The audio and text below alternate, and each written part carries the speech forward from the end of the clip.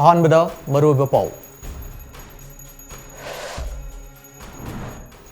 ꯊꯥ ꯑꯁꯤꯒꯤ ꯑꯅꯤꯗꯒꯤ ꯈꯪꯍꯧꯗꯅ ꯊꯣꯛꯂꯛꯈꯤꯕ ꯏꯔꯥꯡ ꯃꯅꯨꯡꯗ ꯂꯩꯈꯤꯗꯕ ꯃꯤꯑꯣꯏ ꯃꯁꯤꯡ 59 ꯁꯨꯔꯦ 12 ꯃꯁꯛ ꯃꯃꯤꯡ ꯈꯪꯕ ꯉꯝꯈ꯭ꯔꯦ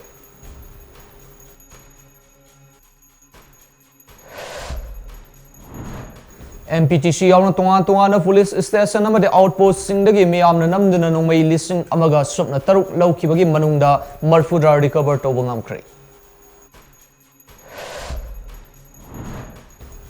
पुलिस स्टेशन सिंगदगी अरामबाई टेंगोलना नोंमई लौखिबा लेite हाइना अरामबाई टेंगोलना खंगलले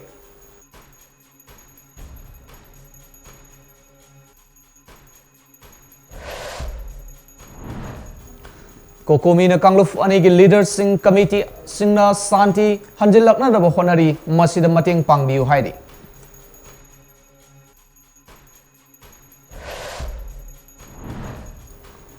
चुराचानपुर सिक्योरिटी फोर्स संसिंग्रे मौसागे पुनसिदा हंजिन बहरकले रिलीफ कैम्प द लेदिबा मियोय सिंगना मखोयबु लौथोकपिबा पामनरी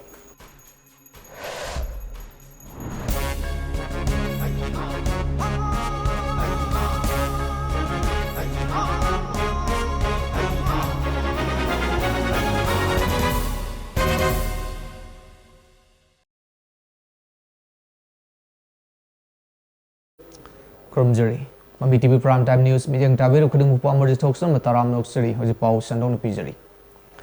Maitai bu SD list chanhan bayaroi haina tha sigi anida atsum namafung oiba thodang lauduna state asigi singi district singda tribal solidarity march release atkraba matung lamdam asigi mafum kyara khangauduna haurakhibe irang na maram oiduna ngasi nungtil pung ahum phawbada laikhidaba miyoi masing 59 sukre iram masigi matangda MAMI TV gi akhanaba pawdam ama Maitai bu ST gi list chanba yaroi haina tha asigi anida all tribal student union Manipur ansumna mapung oiba thodang lauduna state asigi singi district singda tribal solidarity mass rally chatkhrama matungda lamdam asigi mafum kaya da khanguduna horokhiba irang na maram oiraga ngasi nungthil pung ahum phawda laikhidaba miyoi gi masing 59 sukre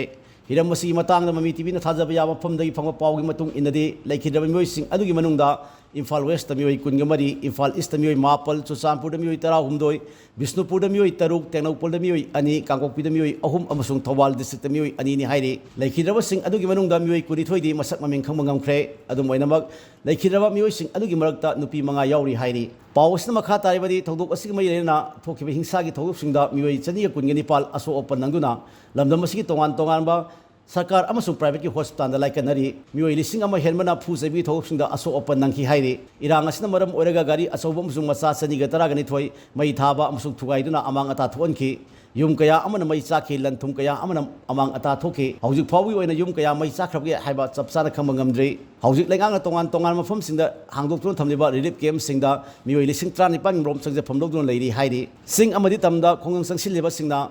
Manipur Police Training College Pangai Yong tongan ba police station sing outpost sing dagi tongan makhangi nongbai lising amaga taruk overpower dog lawki madugi manungda tongan makhangi nongbai mogdra ka payari maru samaga marfu magazine ani di police recover tawre hairi serek asita MAMI TV da phongwa pawgi matung ngadi ngarang numidang amasung ngasi ayu moirang kumam lekai amasung gari gi extra S school manakta miyam horokhiba ihouda miyoi ani lekhidre hairi amromda ngarang numidang phung apalom tarko matamda khongjang sangsin banaha ama nambolda Army nungmai kapgi thok laikhidre ngarang numidang pung 13 rom takung matamda lamphel sana kaithid leiba IPS officer Joysi gi mayum miyam horoktuna amang ata thon khre hairi atoba pawgi likhul amana ngasi ayuk pung 13 rom takung matamda ningthokkhonggi SBI office manakta matai manau ani tongno lakpa jeep compass ama khongung changsilba miyam na mai thaduna mangan khre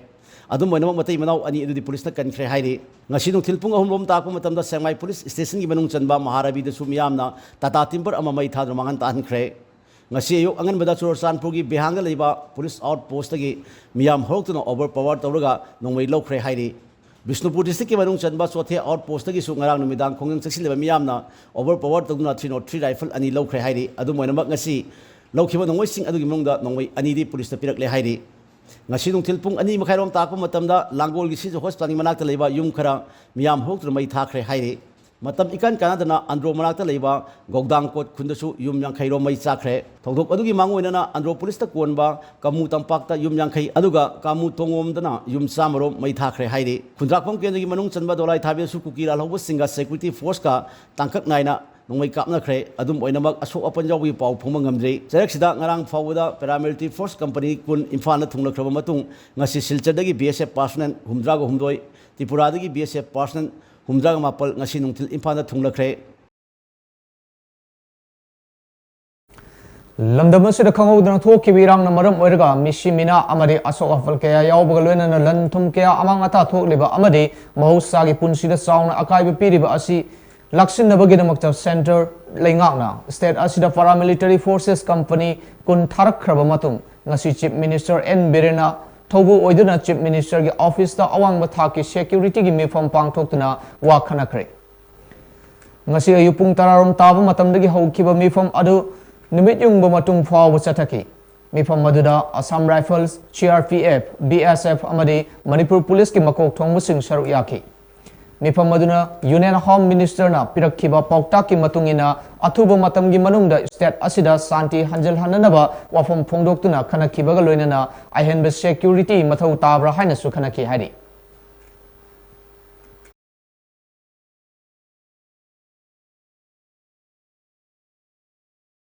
Police station sindagi Arambai Tengol na numay lau kibalite haina Arambai Tengol na kangalali. Iram masigi matangda paudam ama.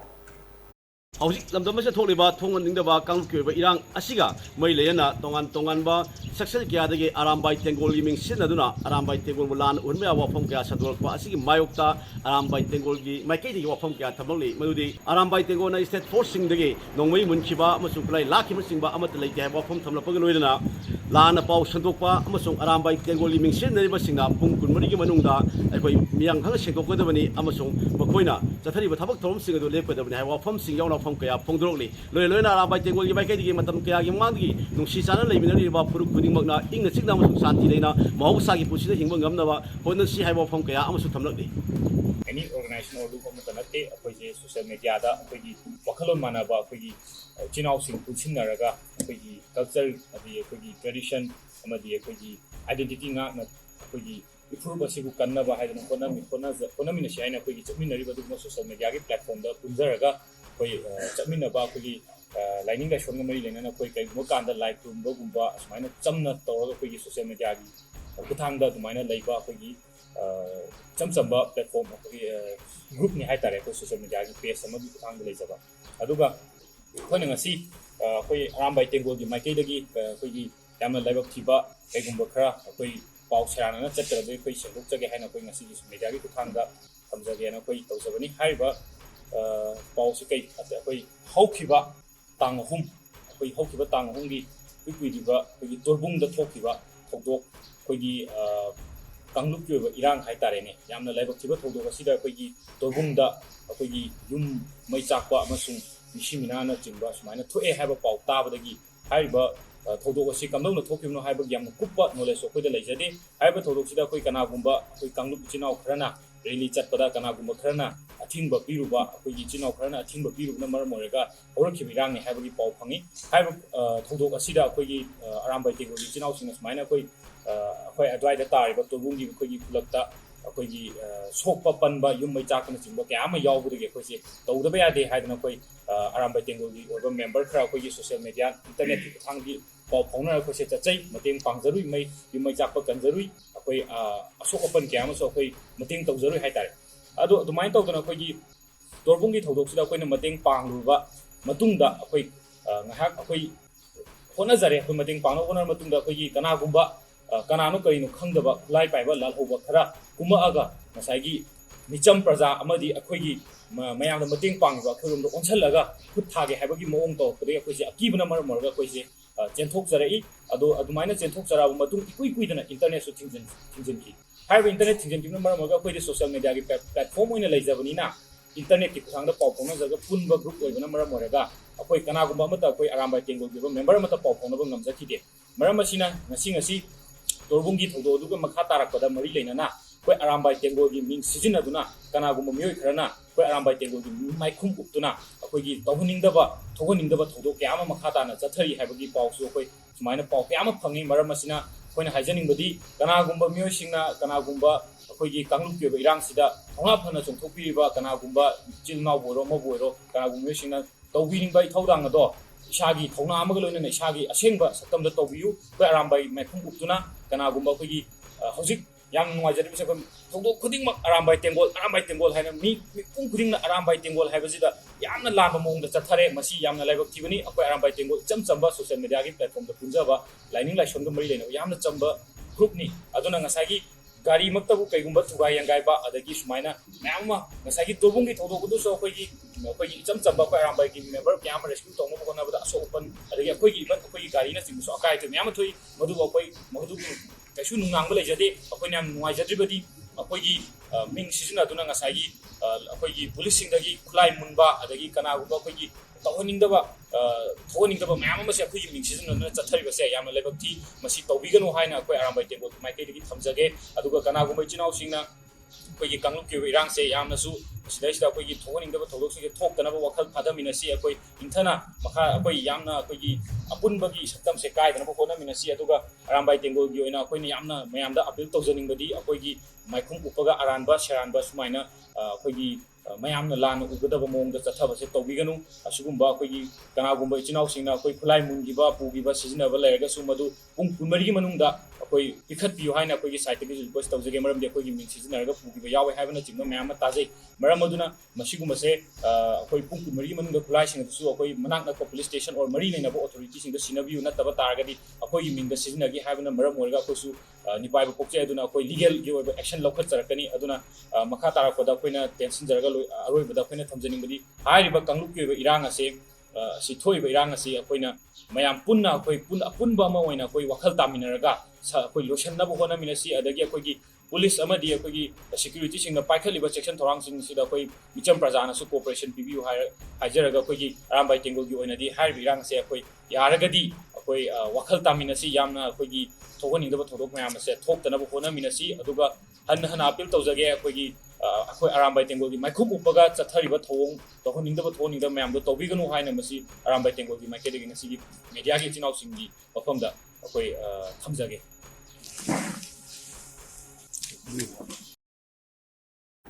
हौजिक लमदम असिदा थोकलेबा पामनबा थौदोकसिंग असि लाक्सिनबा paramilitary forces RAF CRPF BSF company कुन ngarang फावबदा इम्फाल दा थुंगलखिबगा लोइनना लमदम असि तोंगान तोंगान अफमसिंगदा अकनबा मोंगदा ngak सेनबगे थबक चंगथरि ngarang dagi ngasi फावबदा चुराचानपुर डिस्ट्रिक्ट तसु RAF के गारी कुंट्रा रोम ngarang थुंगखिबगा लोइनना डिस्ट्रिक्ट अदुगे तोंगान तोंगान अफमसिंगदा ngak सेनबगे थबक चथबा हौक्रे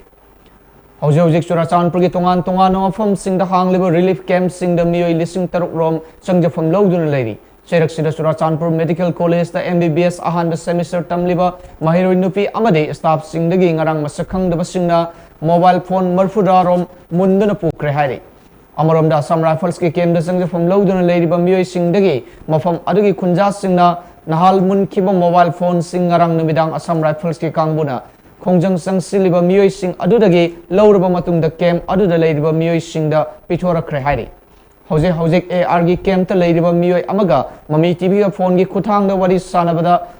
वफम कया अमसु फोंदोरले हौजिक सु कबाय वाइ तो लेबिरिगे हौजिकसे अखोई तसेंगनारगदी वारे हाइतारे आंगांसिंगसे आंगां मचा मसु यावबा अदैना अखोई नुपीसिंगदा प्रेग्नेंट ओइबा यावबा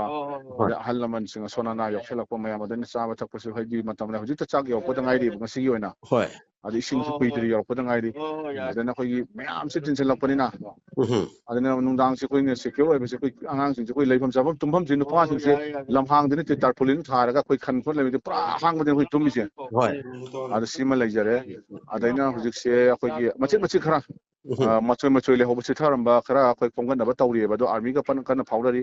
अखोई MLA अखोई फरागी MLA सर अखोई ऑनरेबल सुसिंद्रोदा अखोई मागस पाउ लाइन लौना जरी अखोई अमतंग रेस्क्यू तौबिनबा हाइजबने होय अद अखोई फोन जे नहांगोइजे फाजलुबने एक चांगपन नमिति फाबदना ngasi थादोरे फाजलिजे कनाना फाजलिनो मखोगी कनोना मोगी रांग होरिबा कांगुसिना होय हौजिकसे लेइजे कला वाइनो अखोगी फर्स्ट IRB की केमदा होय अखोगी फर्स्ट ओजा सोरांग नि क्या हमले निपाने हुजु खोइ लेरबा केमसदि मी चराउना मी 1500 मुग अदमाइ लेइ ओहो अदुगा हाइबियो तुइबोंगी अखोगी मिनि सेक्रेटरी लेसिना खितंग डेंजर ओइरे हाइतारे मोगी वाइनो moisina nupi ngaktan su khara namang nu pa su yaw yaw do su moisina secure ba khara wa army camp na mathak lei ba moina makha da lei ba ni secretary se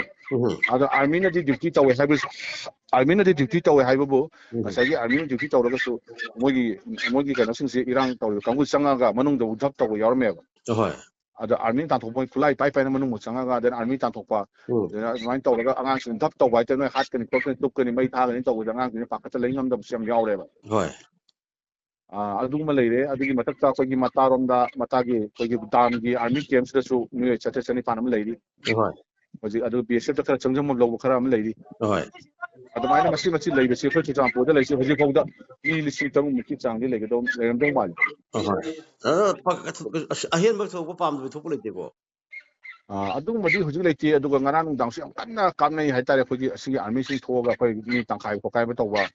rang se dum hoji se khoi meitei singi kada jaga odino jaga ka ni je asi tidim lot sai da khogi protester singa haitare ne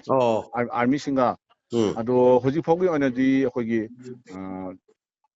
meitei gi yum sidi amta leitre haitare loi tumna thagre chau da khara su moi nongala ga hanjan hanjana thagre pot adu kano ni ko thari si moi pot loi phurala matung da ni ko tata thojal laga lekai tata gari thojal khonjal laga khogi nungdang thabana thare thau chau do singdo nungdang khoi nongala ga tata khon thojal laga gari gi pochai khoi fridge nung washing machine nung ke akhoi mai cha khiba khun meitei khun ni ke maming je ke odino mai sa ki se na mana meitei khun di loina sa khare tare meitei khun amta leitre sak ta leitre ya akhoi da chum meitei khun je na ming wena chum khangjab ya ming panjara khogi la khogi yaifoko leire adaina thingang phai leire mata leire saikot leire tuibong leire adaina khogi laimram leire di phaile leire hengra leire leire adaina khumujam leire matop lekai jawbeng khoi puka tampak hai ba lekai sing asi anamana loina tumna thagre yum kyang so kyang pu be yum se chawran kayam no haibu dei charak padi haiba ngam jadre adubu yamdi yame lekai gi oina koina yum sing masing pa badi ngam dram no za ji asi na yaw gi pau ta ba ko leite ko za asi na di huji phogi oina di khoi asi na si khoi ju ngasi dang khoi phone phang na khoina line se dugi dang khoi confirm oi badi oi dire duga huji khoi le ba kem se da han na ma leite haibagi pawam di tai khoi kem se su khoi mafam mani thong lei ba adu khoi changna ba yada bari na phone ju phangna da mi na huji han na ma leitre na khoi gi masi masa khra na ba ma di lei adu ta ba to padi khoi paw huji phogi ni ta diri ta ade da akhoi gi mobile phone se bituri ji kamai to karam mo di bituri no bituri ji mobile phone si moi protester sing na hana khoi phajal ga thamam mane phone sing se ado army gi area le ga su moi na mobile phone pb ya roi na moi na gate sanga ga moi kem to ga le me ba khoi sanga me ba adu army gi power la padi gi di ngarang digi moi tan gre ba tan ga matung da ngasi si moi clear oire clear kan army na ngasi se ngarang pi ni tawram mane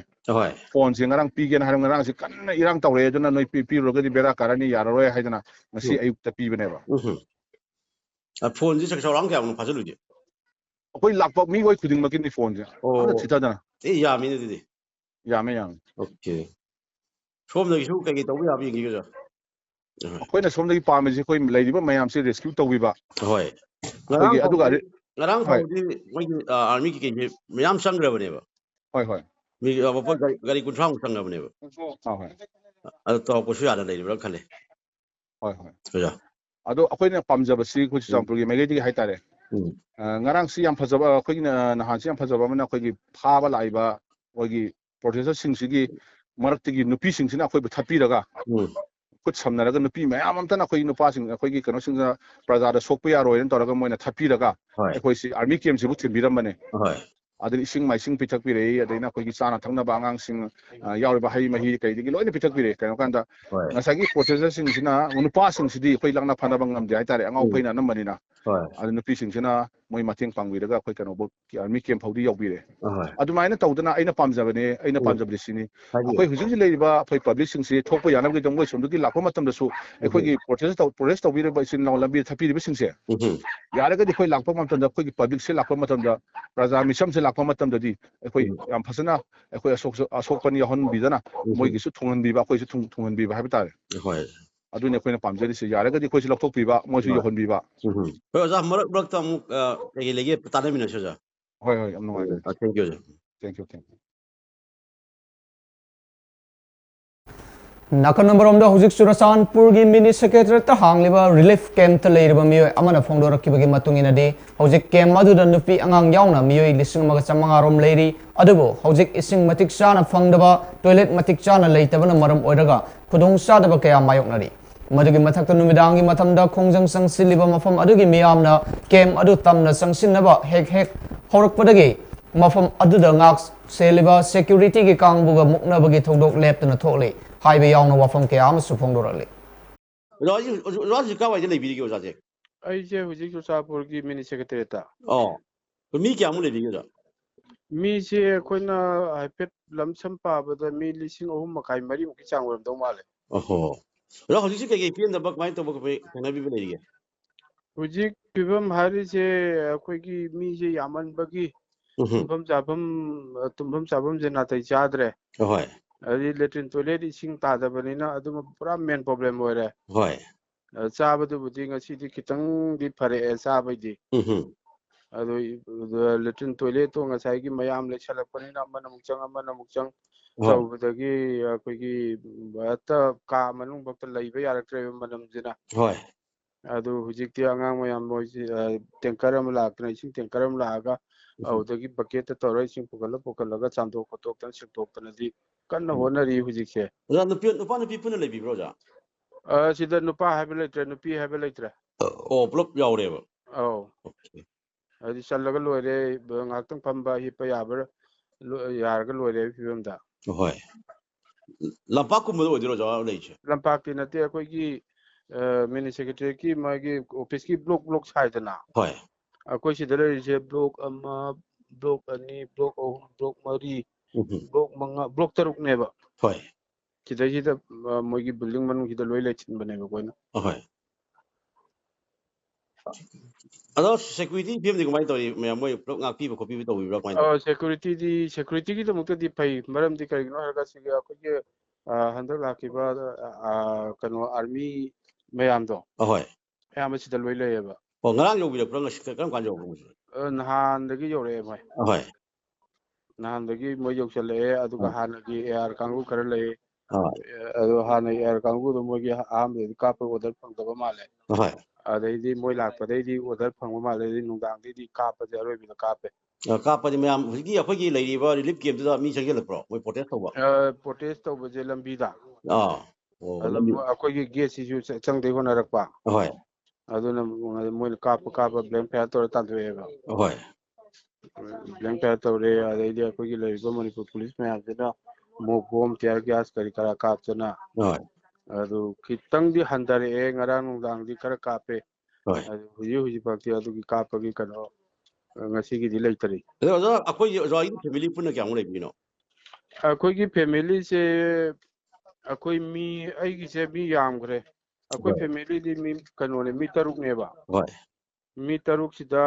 ꯃꯧ ꯑꯍꯟꯗꯨꯗꯤ ꯃꯥ ꯉꯔꯥꯡ ꯅꯍꯥꯟꯒꯤ ꯆꯠꯄꯗꯨꯗ ꯃꯥ ꯑꯉꯥꯡ ꯆꯦꯟꯕꯅꯤ ꯅꯝꯗꯅ ꯒꯥꯔꯤꯗ army ꯒꯥꯔꯤꯗ ꯏꯟꯈꯠꯂꯒ ꯊꯥꯗꯣꯛꯈ꯭ꯔꯦ Hoy. ꯃꯥꯁꯦ ꯍꯧꯖꯤꯛ ꯃꯣꯏꯔꯥꯡꯗ ꯔꯤꯂꯤꯐ ꯀꯦꯝꯞꯇ ꯂꯩꯕ ꯃꯥꯜꯂꯦ Hoy. Ado ayambana leiba khunji maitai khun yak tanani ko. ꯑꯩꯈꯣই Meitei ꯈꯨꯟ ꯉꯥꯛꯇꯅꯤ Hoy. ꯃꯩꯇꯩ ꯈꯨꯟ ꯑꯩꯈꯣꯏꯒꯤ ꯍꯧꯖꯤꯛ ꯑꯩꯅ ꯂꯩꯔꯤꯕ ꯈꯨꯟ ꯈꯨꯒꯥ ꯇꯝꯄꯥꯛꯁꯦ Hoy. ꯁꯤꯅ ꯈ꯭ꯋꯥꯏꯗꯒꯤ ꯑꯩꯈꯣꯏꯒꯤ ꯃꯤ ꯌꯥꯝꯕ ꯃꯐꯝꯅꯦꯕ Hoy. ꯁꯤꯒꯤ ꯃꯤ ꯂꯣꯏ ꯂꯩꯔꯦ ꯑꯗꯨꯒ ꯈꯨꯃꯨ ꯌꯥꯝꯕꯒꯤ ꯃꯤ ꯑꯌꯥꯝꯕ ꯂꯩꯔꯦ ꯑꯗꯨꯒ ꯃꯤ ꯈꯔꯁꯨ ꯊꯣꯛꯈ꯭ꯔꯦ ꯃꯤ ꯌꯥꯝꯗ꯭ꯔꯕꯗ ꯃꯤ 1,000 ꯆꯥꯡꯗꯤ ꯊꯣꯛꯑꯝꯃꯅꯤ Muk asana puna puthokibro mai to. Assam ꯔꯥꯏꯐꯜꯅ ꯏꯁꯀꯣꯔꯠ ꯇꯧꯔꯒ Ngarang puthoira ngasi puthokibro. ꯅꯍꯥꯟ ꯏꯔꯥꯡ ꯊꯣꯛꯄꯗꯨꯒꯤ ꯅꯣꯡꯉꯥꯜꯂꯛꯄꯗ Nongala puthokune ba. ꯑꯥ Adu oh. Atai kay leibigi yamba kihan khon mo kom leibro mo leite ko so. ꯀꯦꯟ ꯈꯣꯜꯍꯟꯕꯁꯦ ꯁꯤꯗꯤ ꯍꯧꯖꯤꯛꯇꯤ ꯑꯩꯈꯣꯏ ꯃꯅꯨꯡꯗ ꯂꯩꯔꯕꯅꯤꯅ ꯑꯗꯨꯒꯤ ꯄ꯭ꯔꯣꯕ꯭ꯂꯦꯝꯗꯤ ꯂꯩꯇ꯭ꯔꯦ Hoy. ꯑꯗꯨꯒ ꯅꯍꯥꯟ ꯑꯩꯈꯣꯏꯒꯤ ꯍꯦꯛ ꯍꯧꯔꯛꯄ ꯅꯨꯡꯗꯥꯡꯗꯣ Hoy. ꯑꯗꯨꯗꯗꯤ ꯑꯁ ꯂꯣꯏꯔꯦ ꯑꯩꯈꯣꯏꯒꯤ ꯌꯨꯝꯉꯩꯒꯤ ꯂꯣꯏꯅ ꯃꯩ ꯊꯥꯗꯣꯔꯛꯑꯕꯅꯤꯅ Hoy. ꯄꯨꯔꯥ ꯂꯣꯏꯔꯦ ꯑꯩꯈꯣꯏꯁꯨ ꯄꯨꯔꯥ ꯖꯤꯔꯣ ꯑꯣꯜꯂꯦ Hoy. ꯑꯩꯒꯤꯁꯨ ꯂꯩꯖꯔꯤꯁꯦ ꯌꯨꯝ ꯕꯤꯜꯗꯤꯡꯗꯣ ꯃꯊꯣꯟ 3ꯅꯦꯕꯀꯣ Hoy. ꯃꯊꯣꯟ 3ꯗꯣ ꯂꯣꯏ ꯊꯥꯗꯣꯛꯈ꯭ꯔꯦ ꯑꯗꯨꯒ ꯁꯣꯝꯗ ꯚꯔꯥ ꯁꯥꯟꯕ ꯌꯨꯝ ꯑꯃꯁꯨ ꯂꯩꯕꯅꯦ ꯑꯗꯨꯁꯨ ꯊꯥꯗꯣꯛꯈ꯭ꯔꯦ ꯑꯗꯨꯒ ꯗꯨꯀꯥꯟ 2 ꯂꯩꯕꯅꯦ ꯗꯨꯀꯥꯟ 2ꯗꯨꯁꯨ ꯊꯥꯗꯣꯛꯈ꯭ꯔꯦ ꯑꯗꯨꯒ ꯑꯩꯒꯤ ꯒꯥꯔꯤ ꯀꯥꯔ 3 ꯑꯃꯒ ꯑꯗꯨꯒ ꯁ꯭ꯇꯥꯐꯀꯤ ꯗꯨꯀꯥꯟ ꯑꯉꯥꯡ ꯁ꯭ꯇꯥꯐꯀꯤ ꯒꯥꯔꯤ 6 ꯑꯃꯒ पुलप थादोखरे ꯍꯣꯏ ꯑꯗꯣ ꯅꯍꯥꯟꯈꯣꯏꯗꯤ ꯐꯣꯟꯁꯤ ꯐꯪꯅꯔꯝꯗꯦ ꯐꯣꯟꯁꯤ ꯀꯃꯥꯏ ꯅꯍꯥꯟꯈꯣꯏ ꯑꯗꯨꯝ ꯐꯪꯕ꯭ꯔꯣ फोन दे तुम फंगे ꯑꯣꯀꯦ इंटरनेट ती लेतबा इंटरनेट ती ꯍꯣꯏ बेन तौग्रेदन को ꯍꯣꯏ फोन गिदी अदुम फंगे ꯍꯣꯏ फोन सिजु कक्खिद्रायना पाखलिने हुजे ꯃꯥꯅꯦ ꯃꯥꯅꯦ ꯑꯩ ꯇꯥꯃꯣ ꯑꯗꯨꯝ ꯑꯩꯒꯤ ꯁꯤ ꯅꯝꯕꯔꯁꯤ ꯑꯗꯨꯝ ꯆꯥꯎꯅ ꯁꯦꯞ ꯇꯧꯁꯟꯕꯤꯌꯣ ꯀꯩꯒꯨꯝꯕ ꯑꯄꯥꯕ ꯀꯩꯒꯨꯝꯕ ꯂꯩꯔꯁꯨ ꯍꯥꯏ ꯄꯥꯎ ꯐꯥꯎꯔꯛꯃꯤꯅ ꯌꯥꯅꯕ ꯇꯥꯃꯣ हो हो ꯑꯩ ꯇꯧꯖꯔꯒꯦ ꯍꯣꯏ ꯃꯃꯤ ꯇꯤꯚꯤ ꯍꯥꯏꯕꯀꯣ ꯍꯣꯏ ꯃꯃꯤ ꯇꯤꯚꯤꯒꯤ ꯍꯣꯏ ꯍꯣꯏ ꯌꯥꯔꯦ ꯍꯣꯏ ꯌꯥꯔꯦ ꯍꯣꯏ ꯊꯦꯡꯛ ꯌꯨ ꯇꯥꯃꯣ ꯇꯥꯃꯣ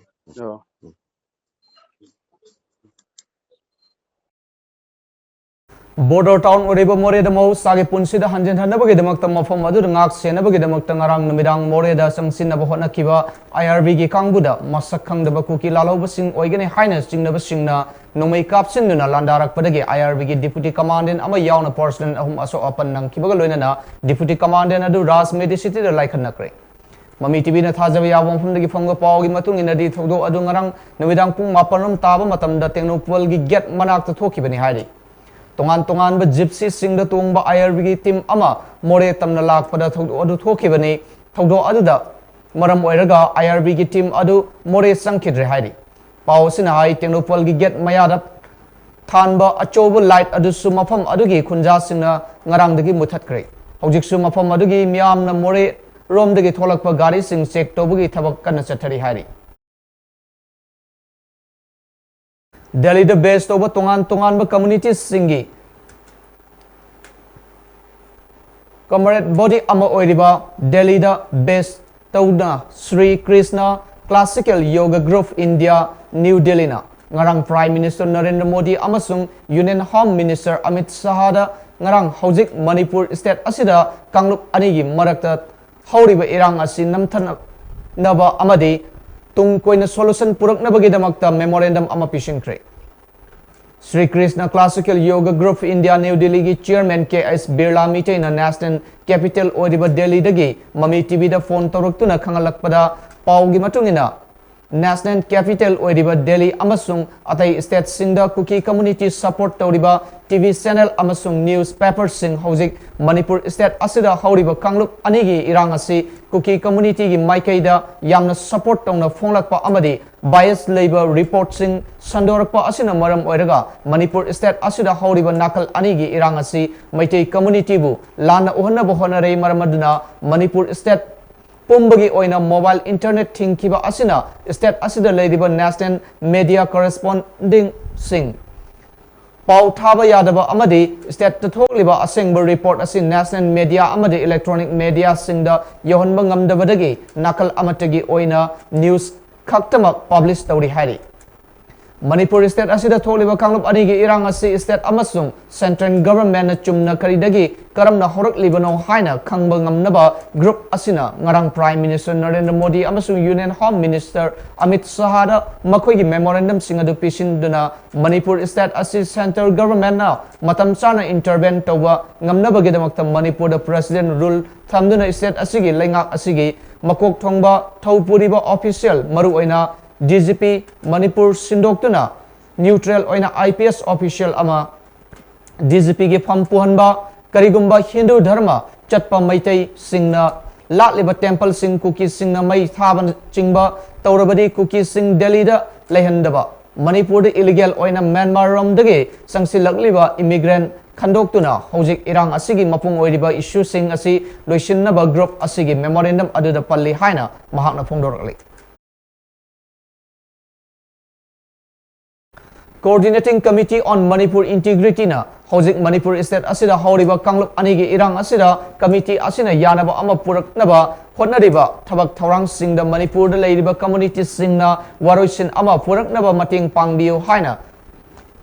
lebak miyam da appeal tawrikli Kokomigi convener Jitendra Ningombam na ngasi pawmi singa unakiba thoram amagida committee asina hojik mitai amasung kuki communities anigi marakta chawna ungkhatnaba horakpadagi landam asida tangdu leitadaba amasung akanba irang asina maram oiraga community anigi marakta misunderstanding thokliba singasi kaknanaba sangsilliba khongthang asida mating pangbiu haina ching amasung tamda leiriba CSO singda appeal tawri As we all know that any violent conflict cannot be resolved by violent means. So it has to be ultimately come down on the negotiating table for a reconciliation process. Therefore, we have appealed to both the parties, both Meiteis and the Kuki communities, to come in together and restrain from further any sort of violent engagement between the two groups, so that we can come up with a dialogue process. So as an initiative to move on with this process, we need to first neutralize the entire conflict and sensitive areas. Therefore, we have recently pursued the state government, and we have asked them to deploy all the necessary paramilitary forces in the vulnerable areas which are being identified, both in the Meitei village as well as the Kuki locality as well. So after maintaining a neutral situation, we believe that we could initiate a dialogue where our first engagement will be on the recent on the hostage situation taken up by both the communities in Impal and in Churachandpur.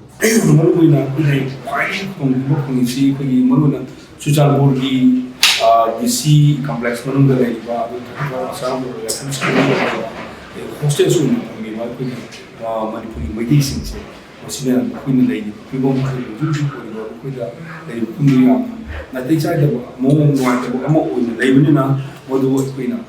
moinda seven song lei am sai ai kunjaba kuina na kuni Manipuri kam da ngani biriwa atong full biriwa aduna hairiba masigi people see a hand, but I'm doing so to what I and I conjure a gun going so to no one look to no one Manipuri am sawa initiative to a you are one government in their government asking about process either they you see my munda Halananga about Madu to Iran from the gap. We do am sandu my board side that I am sandu putty, but me musu try and have the talk with what to do. I send bar again so that we may take it side to the more side to talk to one back. Yeah, I can never give a sack. After they have a say, we put a manga and everybody come about when you put a bed. And again, sure he will give more genesis to the way Myanmar, I don't have from the horror from a regime to later. Hanging going to the Pedogi, Hokiba, me, Tari home the E, we went a Sumuga, Sapagi, Yamakoina, whatever we my days had, Sengelaka, Ahogi, Yumukai, Hava, the Ching, Maluina, Ching, Bama, Pussy, but of the Horaga, the gate, Nakani, you may have a talking of the gate, Chimui, Rouse of Nat, Mahang makata na hai community ani gi marakta chong ungkhana ba sina maram oiraga thoaning da thodok sing thokraba matung thodok sing asigi report sing ase state asida phong liba electronic media amasung print media singna lana pawdam duna irang ase amuka hena kankhat hanna ba hona ba matam nati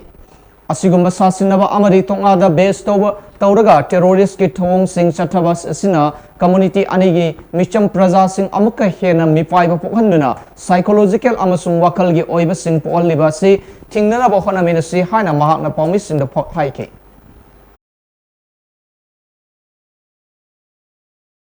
Manipuri state asida khangawda thokiba kanglup ki irang na maram oiraga sing amasung tampak ki mafam sing da pamda ba thodok sing na maram oiraga Sok tuna Imphal gi tongan hospital single like nariba victim sing Manipur State Commission for Women gi chairperson Salam Ulka Devina Luchingba Commission gi team amana yengsin khongset ama chatkre ngasigi yengsin khongset aduda National Organization Secretary New Delhi gi Mehut Sana Maitrasu yauna RIMS Jenims Ras Medicity amasung Sija hospital singda laying liba victim sing unaduna warisanaki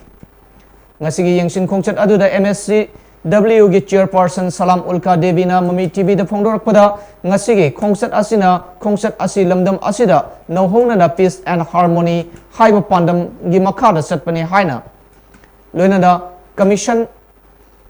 na furup kanglup ki yengdana soklaba miyoi sing manaba mityeng yengli masigi makhada irang asida shikraba amadi soklaba nupi singidamakta commissiona National Commission amasung state government recommendations in thaki gani haibagi wafum sing phongdoki Manipur State Commission for Women gi Maki dagi lecture base commission gi chairperson ama loina na mama mo oina awa ana tariba leiriba mayam singi hospital ai Rasmeti city chacharure rim se chacharure season chacharure luba mayam sida patient singida awana tari singda kari karamna sokpano kamana sokpano mukoi puna makita matawa tari puju phanabagi koi peace and harmony universal brotherhood akoi ama khana chena da nusi chanana laiminabagi wakhanda chachabani aduna nasidagi manipur se ingna tapna panba oirasu haina aina ishoda paramjani Hojik lamdam asida thokliba kanglap ani gi irang asigi matangda mahiru lup taruk na sumna phongdorok ꯑꯩꯈꯣꯏꯒꯤ ꯃꯔꯨꯑꯣꯏꯅ ꯍꯧꯖꯤꯛ ꯐꯥꯎꯕꯗ ꯑꯩꯈꯣꯏꯒꯤ ꯇꯣꯉꯥꯟ ꯇꯣꯉꯥꯟꯕ ꯃꯍꯩꯔꯣꯏꯁꯤꯡ ꯑꯗꯨꯒ ꯑꯇꯩ ꯐꯨꯔꯨꯞ ꯀꯥꯡꯂꯨꯞ ꯀꯌꯥꯒꯤ ꯃꯍꯩꯔꯣꯏꯁꯤꯡꯁꯨ ꯑꯩꯈꯣꯏ ꯄꯥꯎ ꯐꯥꯎꯅꯔꯒ ꯑꯩꯈꯣꯏ ꯃꯈꯣꯏꯁꯤ ꯁꯥꯐꯅꯅꯕ ꯑꯩꯈꯣꯏ ꯃꯍꯩꯔꯣꯏ ꯂꯨꯞ ꯇꯔꯨꯛꯅꯁꯨ ꯑꯗꯨꯝ ꯑꯩꯈꯣꯏ ꯍꯣꯠꯅꯖꯔꯤ ꯑꯗꯨꯒ ꯇꯣꯉꯥꯟ ꯇꯣꯉꯥꯟꯕ ꯏꯟꯁꯇꯤꯇ꯭ꯌꯨꯁꯟꯁꯤꯡꯒꯤ ꯍꯣꯁꯇꯦꯜꯅꯆꯤꯡꯕꯗ ꯂꯩꯔꯤꯕ ꯃꯍꯩꯔꯣꯏꯁꯤꯡꯁꯨ ꯑꯩꯈꯣꯏ ꯁꯥꯐꯅꯅꯕꯒꯤ ꯑꯩꯈꯣꯏꯗꯨꯃꯁꯨ ꯑꯗꯨꯝ ꯑꯩꯈꯣꯏ ꯑꯟꯗꯔꯁꯇꯦꯟꯗꯤꯡ ꯑꯃ ꯂꯩꯃꯤꯟꯅꯅꯕ ꯑꯩꯈꯣꯏ ꯈꯨꯗꯤꯡꯃꯛ ꯍꯣꯠꯅꯔꯤ ꯃꯍꯩꯔꯣꯏ ꯂꯨꯞ ꯇꯔꯨꯛꯅꯁꯨ ꯑꯩꯈꯣꯏ ꯍꯣꯠꯅꯖꯔꯤ ꯃꯔꯝ ꯑꯗꯨꯅ ꯑꯩꯈꯣꯏꯒꯤ ꯂꯩꯕꯤꯔꯤꯕ ꯑꯩꯈꯣꯏꯒꯤ ꯂꯩꯕꯥꯛ ꯃꯤꯌꯥꯝꯅꯁꯨ ꯑꯣꯏꯔꯤꯕ ꯐꯤꯕꯝ ꯑꯁꯤꯗꯩꯗ ꯑꯩꯈꯣꯏꯒꯤ ꯌꯥꯝꯅ ꯃꯥꯏꯌꯣꯟ ꯆꯨꯝꯕ ꯃꯥꯏꯀꯩ ꯑꯃꯈꯛꯇ ꯑꯩꯈꯣꯏꯒꯤ ꯐꯤꯔꯦꯞ ꯂꯧꯔꯒ ꯑꯩꯈꯣꯏꯒꯤ ꯍꯦꯟꯅ ꯐꯅꯅꯕ ꯂꯣꯝꯗ ꯑꯩꯈꯣꯏ ꯍꯣꯠꯅꯕ ꯑꯃ ꯆꯪꯏ ꯃꯗꯨ ꯅꯠꯇꯕꯤꯗ ꯑꯩꯈꯣꯏꯒꯤ ꯃꯃꯥꯏ ꯂꯩꯔꯒ ꯑꯩꯈꯣꯏ ꯇꯣꯉꯥꯟꯕ ꯂꯝꯕꯤ ꯑꯃꯗ ꯆꯠꯂꯒ ꯍꯦꯟꯅ ꯑꯩꯈꯣꯏꯗ ꯐꯤꯕꯝ ꯁꯣꯛꯆꯜꯂꯛꯀꯗꯕ ꯑꯗꯨꯒ ꯑꯩꯈꯣꯏꯒꯤ ꯃꯨꯛꯅꯔꯤꯕꯁꯤꯡꯁꯦ ꯁꯣꯂꯨꯁꯟꯁꯦ ꯑꯩꯈꯣꯏꯒꯤ ꯂꯝꯕꯤ ꯑꯃꯗ ꯄꯨꯔꯛꯅꯕ ꯍꯣꯠꯅꯕꯒꯤ ꯃꯍꯨꯠꯇ ꯃꯁꯤꯁꯤꯅ ꯍꯦꯟꯅ ꯃꯩꯇꯩꯒ ꯑꯇꯣꯞꯄ ꯐꯨꯔꯨꯞ ꯀꯥꯡꯂꯨꯞꯁꯤꯡꯒꯁꯨ ꯍꯦꯟꯅ ꯑꯃꯨꯛ ꯃꯈꯥ ꯇꯥꯔꯛꯄ ꯑꯩꯈꯣꯏꯒꯤ ꯄ꯭ꯔꯣꯕ꯭ꯂꯦꯝ ꯑꯗꯒꯤ ꯔꯤꯖꯜꯠꯁꯀꯨꯝꯕ ꯊꯣꯛꯂꯛꯄ ꯌꯥꯕꯒꯤ ꯑꯁꯤꯒꯨꯝꯕ ꯊꯧꯑꯣꯡꯁꯤꯡꯁꯦ ꯑꯩꯈꯣꯏ ꯇꯧꯗꯕꯤꯗ ꯑꯩꯈꯣꯏꯅ ꯐꯖꯅ ꯑꯩꯈꯣꯏꯒꯤ ꯑꯣꯏꯔꯤꯕ ꯐꯤꯕꯝꯁꯤꯡꯁꯦ ꯑꯩꯈꯣꯏꯒꯤ ꯃꯤꯌꯥꯝ ꯄꯨꯝꯅꯃꯛꯅ ꯑꯩꯈꯣꯏ ꯍꯩꯅ ꯁꯤꯡꯅ ꯑꯩꯈꯣꯏ ꯈꯣꯡ ꯊꯥꯡꯕ ꯑꯃꯈꯛꯇꯤ ꯃꯊꯧ ꯇꯥꯏ ꯍꯥꯏꯕꯁꯤꯃꯁꯨ ꯑꯩꯈꯣꯏ ꯊꯝꯖꯅꯤꯡꯉꯤ ꯑꯗꯨꯒ ꯁ꯭ꯀꯨꯜ ꯑꯃꯗꯤ ꯏꯟꯁꯇꯤꯇ꯭ꯌꯨꯁꯟꯁꯤꯡꯗ ꯂꯩꯔꯤꯕ ꯃꯍꯩꯔꯣꯏꯁꯤꯡꯁꯨ ꯑꯩꯈꯣꯏ ꯁꯥꯐꯅꯅꯕ ꯑꯩꯈꯣꯏ ꯍꯣꯠꯅꯃꯤꯟꯅꯕ ꯑꯩꯈꯣꯏ ꯈꯨꯗꯤꯡꯃꯛꯀꯤ ꯊꯧꯗꯥꯡ ꯂꯩ ꯑꯗꯨꯒ ꯑꯩꯈꯣꯏꯒꯤ ꯍꯣꯁꯇꯦꯜ ꯅꯠꯇ꯭ꯔꯒ ꯑꯩꯈꯣꯏ ꯔꯦꯟꯇ ꯆꯤꯡꯕ ꯂꯩꯔꯤꯕ ꯑꯩꯈꯣꯏꯒꯤ ꯆꯤꯡꯒꯤ ꯂꯝꯒꯤ ꯑꯩꯈꯣꯏꯒꯤ ꯏꯊꯅꯤꯛ ꯒ꯭ꯔꯨꯞꯁꯤꯡ ꯑꯗꯨꯒꯨꯝꯕ ꯌꯦꯜꯍꯧ ꯐꯨꯔꯨꯞꯁꯤꯡ ꯂꯩꯃꯤꯟꯅꯔꯤꯕꯁꯤꯡꯁꯤꯗꯩꯗ ꯑꯩꯈꯣꯏꯒꯤ ꯇ꯭ꯔꯥꯏꯕꯦꯜ ꯄꯤꯄꯜꯅꯤ ꯑꯗꯨꯅꯤ ꯑꯗꯥꯅꯤ ꯍꯥꯏꯔꯀꯥꯟꯗ ꯑꯩꯈꯣꯏ ꯇꯣꯉꯥꯟꯅ ꯂꯩꯕ ꯌꯥꯔꯣꯏ ꯈꯣꯠꯄ ꯌꯥꯔꯣꯏ ꯍꯥꯏꯅ ꯇꯧꯕꯁꯦ ꯃꯁꯤ ꯑꯩꯈꯣꯏꯒꯤ ꯈꯤꯇꯪ ꯑꯩꯈꯣꯏꯒꯤ ꯀꯩꯅꯣ ꯇꯧꯕ ꯃꯥꯌꯣꯜ ꯑꯃꯗ ꯆꯠꯅꯅꯕꯒꯤ ꯈꯣꯡꯊꯥꯡ ꯑꯃꯈꯛꯅꯤ ꯍꯥꯏꯗꯅ ꯑꯩꯈꯣꯏꯅ ꯂꯧꯕꯅꯤ나 ꯃꯁꯤꯃꯁꯨ ꯑꯩꯈꯣꯏ ꯇꯧꯕꯤꯗꯕꯤꯗ ꯑꯩꯈꯣꯏ ꯄꯨꯟꯅ ꯑꯩꯈꯣꯏ ꯀꯩꯅꯣ ꯇꯧꯃꯤꯟꯅꯅꯕꯒꯤ ꯊꯧꯗꯥꯡ ꯑꯗꯨ ꯑꯩꯈꯣꯏ ꯍꯦꯟꯅ ꯐꯕ ꯃꯥꯏꯀꯩꯂꯣꯝꯗ ꯂꯥꯛꯅꯅꯕꯒꯤ ꯊꯧꯗꯥꯡ ꯑꯗꯨ ꯑꯩꯈꯣꯏ ꯂꯧꯃꯤꯟꯅꯁꯤ ꯍꯥꯏꯗꯨꯅ ꯃꯍꯩꯔꯣꯏ ꯂꯨꯞ ꯇꯔꯨꯛꯀꯤ ꯃꯐꯝꯅ ꯑꯩꯈꯣꯏ ꯂꯩꯉꯥꯛ ꯑꯃꯗꯤ ꯃꯤꯌꯥꯝꯒꯤ ꯃꯐꯝꯗ ꯑꯩꯈꯣꯏ ꯑꯄꯤꯜ ꯇꯧꯖꯔꯤ Bisnupur district amadi Churachandpur da hojik pamdaba thokdoksing thokpagi sang hantarakpaga loinana mahusagi punsida hanjilakpa yabagi phibamda lakle hairi Phagakso ikhaidagi torbung phawbada security ga akanba section thorang lokhatuna makhatana thoningdaba thokdoksing thoktana honari adabu hariba torbung bangla kangbai amadi Phagakso ikhaida khundaramba miyoi singdi sen khibana maram oiraga hojik khunsing khuntaklan sibaga chapmanari Tidin numbi paring da miyam na thoktuna irang toramba adu ngasi moirang dagina oinam nambolgi mafam kayada santi hanjilaktuna mahus sagum na miyam chathok chasin tawba amadi dukan singthong hangba hokre hairi Manipur da yamna thajadaba mawong da satharakliba mihat mipun gi thabak asina aikoi masel gi mangjaba natana atai atoppa kanaba amata leiroi irang asi Nemthaduna mahusagi punsi mahingda hanjilaknanabagidamagta aikoi khudingmak honaminase haina Education Guide Center ECG Thawal Moijingi Secretary MD Sahabuddin na paumi sinda phongdokre Ittihadul Ulemagi President Maulana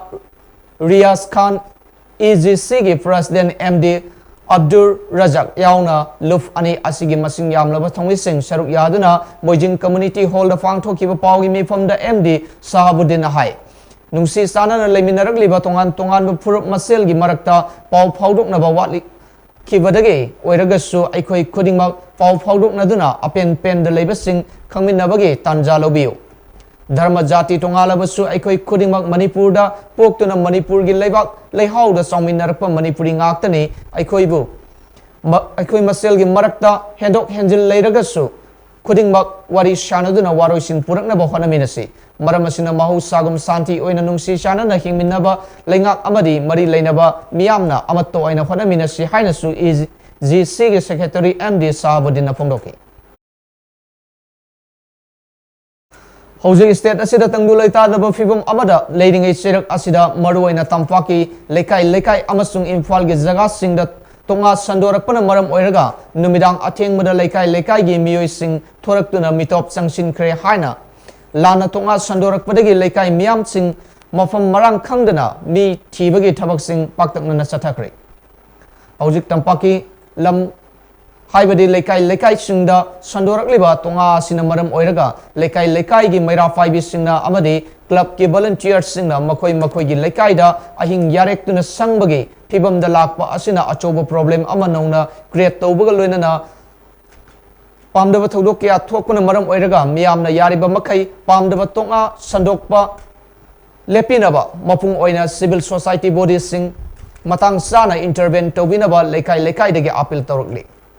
Hojik tampaki mafam ayam bada leiriba tribal gi mahiroi amasung barada leiriba tribal sung security gi akan section tharanga loina na makhoibu ngak sendu na safagada ba mafam sing da thamna na ba khona ba leptri Universal Friendship Organization Center Committee gi oiba mifam ama mitei huyen lalong sintam sanglen sajjal academy sing tham lekai branch da mifam ama pangthokre hari mifam aduda hojik oirakliba tangdu leita daba amadi amaga gi marakta thokliba hatna sunaba nungsinadaba mawngda chatharakliba thawng asibu ingna chikna amato oina nungsi chanana leminanaba phongdorakli amadi UFO Northwest Headquarter number 1 Kadangban Battalion amasung Eastern Headquarter number 1 Nongpok Semai Battalion da miyamgi yaifanaba disaster relief camp amasu hangdokre relief camp asida Organization asigi battalion sing the uniform set piduna miyam gi mateng pangnana ba sem saduna leibina ba khangalakli UFO gi uniform set pa ama reflected ba irup singna sathok sasin torokpada miyam na mateng pangbiu amasung ayat pa pibidana ba su khangalakli Nagaland government na hojik Manipur gi oiriba law and order gi phibam asi kopni yengsili amadi Manipur da leiriba Nagaland gi miyoi sing puthokna bagi damakta mateng pangna ba helpline number ama hangtok le hari hojik Manipur amadi Imphal city da leiba Nagaland gina miyam singda asoi angam thoktana ba kopni yengsili haina Nagaland home department na thadoraki ba cherona man hari iramasing matang da police headquarters amadi disaster management authority da helpline number sing Chana Hanana Hokre. Department Asina Mipum Kuding na ing Signa Laiduna Aran Bawahi Watada Taja the Nanabasuka Hijarakli. Editors Guilds Manipur EGM All Manipur Working Journalists Union Amju Amade Manipur Hill Journalists Union AMHJUna Manipur Napuna Thador Pochero Namana Miam da Asengba Amasung Dai to Labor Pau Pinanaba Tabak Toribo Media Gimio Singbo Ikai Kumnaba Amadi Mating Pangvina Bapunamakta Apil Torli Semjen Sajan Theory Amasung Picture Sing the Yum from Moiraga Aranba Maral Siduna Mainstream Media Reporter Amadi Journalist Karabu Communal Linda Putongnaba Social Media handler Karana Honarakpa Thongbusu Media gi loop ahum asina condemn tobuga loinana masak khangdaba color amana media gi miyoi sing amadi imung manungda kihalakpa haksin na lowbuga loinana yaningdaba su phongdorani journalist amadi makhoi gi imungda thodok sing thoklabadi color aduna amadi maki group na daita pugadabani media personnel singi mayokta fata wafam sandok liba singi mathakta cyber crime na wakat amasu file torogani haina EGM amju amadi MHJU ge apun becherona dun makatarakli Juvenile Club Sagon Mantera Sapam Nerak na kon mamafam singda vara saliba punamangna vara sanma matamda leigadawriba miyoi sing adugi saktaksri natragana mari leinaba valid documents sing fajana yenglaba matungda thambiyo haina club asige siron amana hairakli Maruina foreigners singi lengaki ayaba yaudana barada tham lehenbigano wafam singa sibu thawaidaduna barada thamlamba thoklabadi maduda tholakpa afafatagi daita punama bara saliba miyoi sing aduna masa na yana lawgajagadabani haina section wafam sing thamlakli ngarang the Loktak Lake Tourism Development Corporation Society Limited Sendragi President Moirang Tem Ibosana Secretary Laishram Raishandrana Luchingba Society Asigi Thomi Singna Manipur da Hojik Tholiba Irang Asina Maram Oiraga Moirang da Tongan Mamapam Sing Moirang Sendra Block Ibudo Tangjing Guest House Moirang Lamkai da Labor Kuyol Kaitel Amadi Atai Mapam Singda Koina Satuna Relief Camp Singda Sing Hawaii Asatau Tumna Chingba Polam Kaya Marum Yentokre Hari Ojero Beda Maru Pom Hona Pijari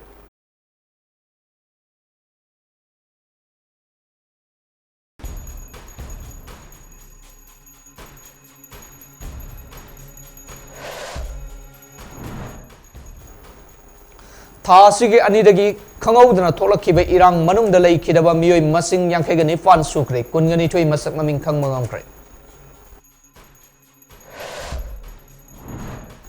MPTC out Tongan police station of the outpost Sindagi Miam Namduna, no may listen Amagashum the Taruk Low Kibagi, Manunda, no may Murfuda recovered to Wangamkre.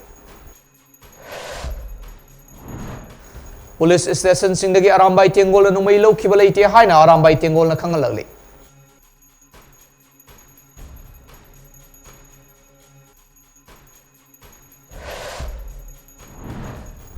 Kokomina Kanglo Fanigi Leaders in Committee Asina Santi Hanjelakna Bohana Riva Asida Mateng Pangbi Hairi.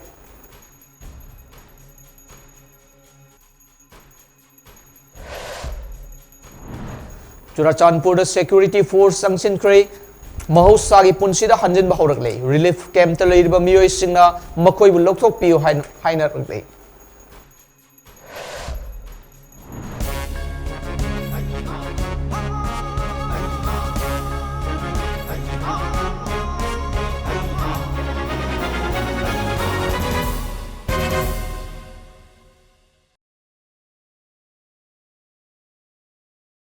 Matang as the MAMI TV Primetime News people Shinjari, meeting Tabiru Kuding for AMARJIT THOKCHOM Namukana Kurumjari.